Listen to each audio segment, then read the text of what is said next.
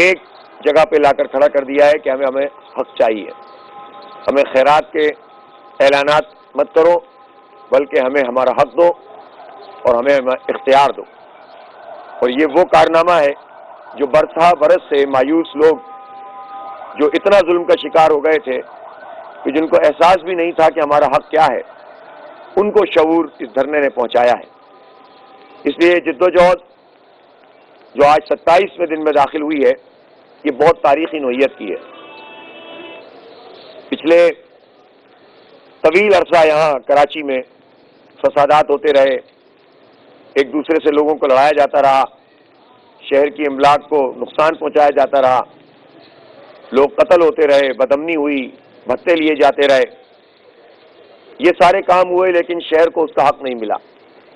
لوگوں نے جن لوگوں کو بھر بھر کے ووٹ ڈالے اور بعد میں انہوں نے خود ووٹوں پہ قبضہ کر لیا اور مینڈیٹ حاصل کر لیا، ان لوگوں نے کراچی کو پیچھے کی طرف دھکیل دیا.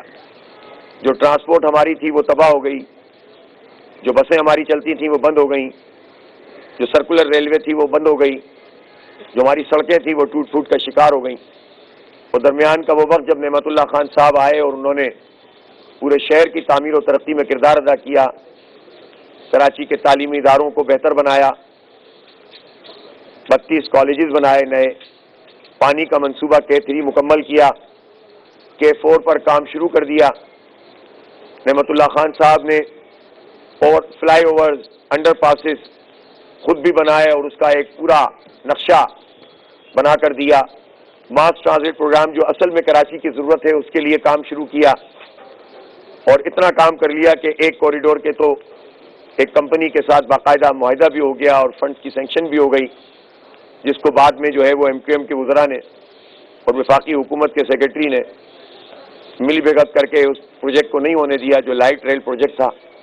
تو یہ سارے کام نعمت اللہ خان صاحب کے زمانے میں ہوئے.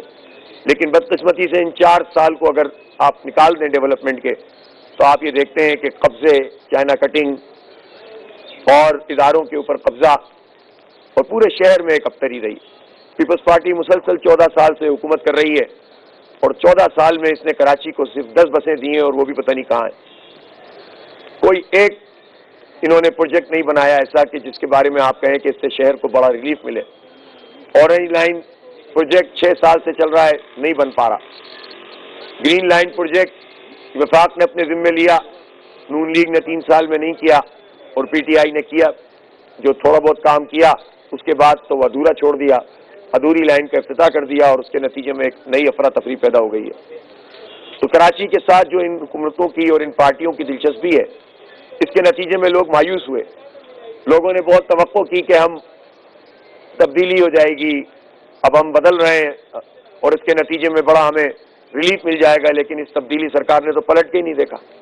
پچھلے 3.25 سال میں وزیر اعظم کو شاید ٹوٹل 24 گھنٹے بھی نہیں ملے کہ وہ کراچی میں گزاریں، اور وہ آتے ہیں، اعلانات کرتے ہیں، چلے جاتے ہیں، اور پھر اس کے بعد جو ہے وہ پتہ نہیں چلتا کہ وہ کس چیز کا اعلان کر کے گئے تھے، وہ کون سا پروجیکٹ ہے.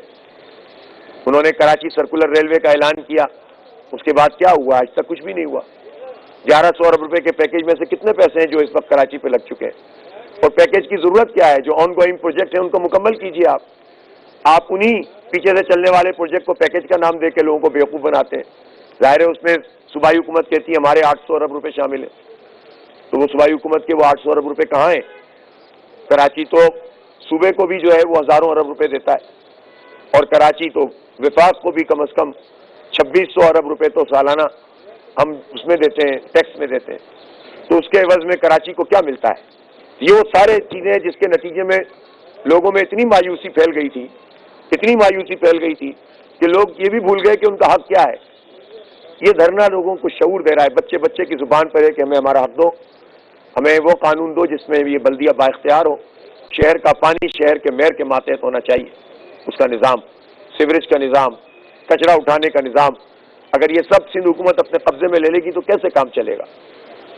اسی طرح سے تعلیم کے KMC کے ادارے وہ بھی آپ قبضہ کر لیں گے. آپ بیسک ہیلتھ یونٹ اور ڈسپنسریاں، آپ عباسی شہید اسپتال اور KIHD جو نعمت اللہ خان صاحب نے دل کا اسپتال بنایا تھا اس پہ بھی قبضہ کر لیں گے تو کیسے کام چلے گا؟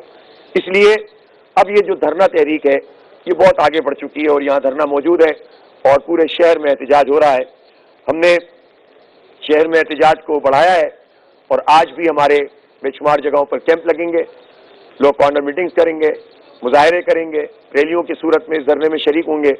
کل بھی یہ سلسلہ جاری رہے گا اور ہم نے اعلان کیا ہے کہ جمعے کو نیشنل ہائی وے پر, سپر ہائی وے پر, اسی طرح لسبیلا چوک پر, اسی طرح ماڑی پور روڈ پر اور اسی طرح سے ڈگ روڈ پر شارع فیصل پر بڑے دھرنے کیے جائیں گے.